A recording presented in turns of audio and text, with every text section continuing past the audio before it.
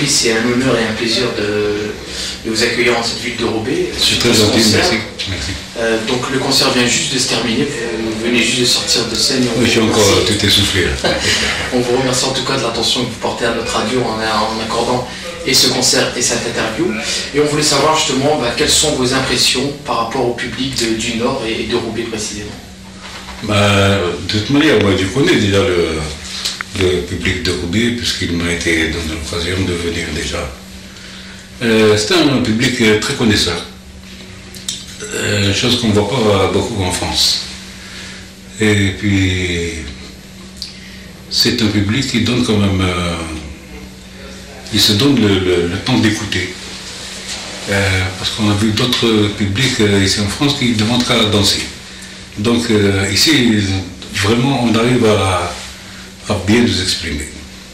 Et justement, avec la musique qui est toujours d'origine algérienne et qui commence à se faire savoir un peu dans le monde, au travers de la musique rythmée, on va citer, pour ne citer que les grandes, le rail.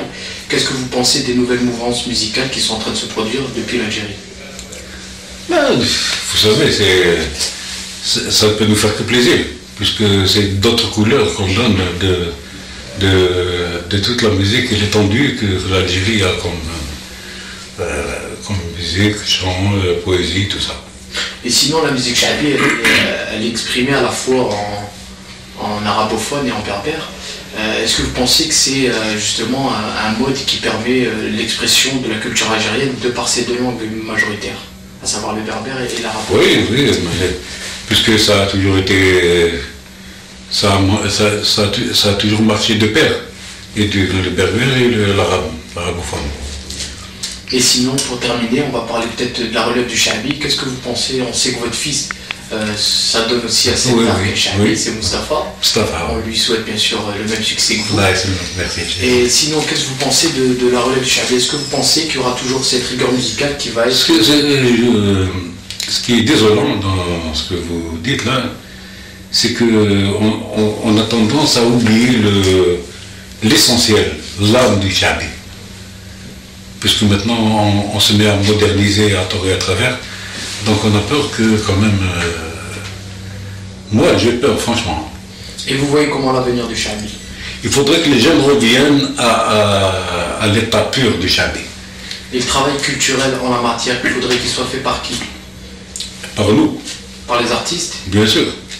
Et peut-être aussi le service public algérien qui... Oui, non. C'est long.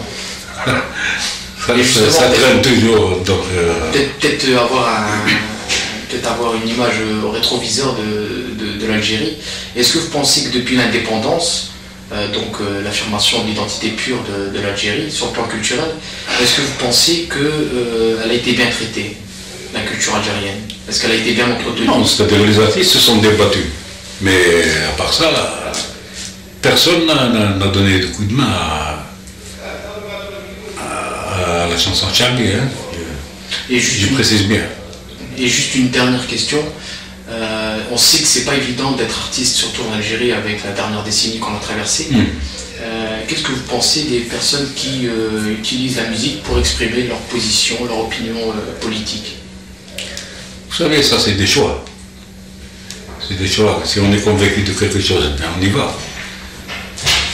C'est tout. Alors on vous remercie. C'est moi.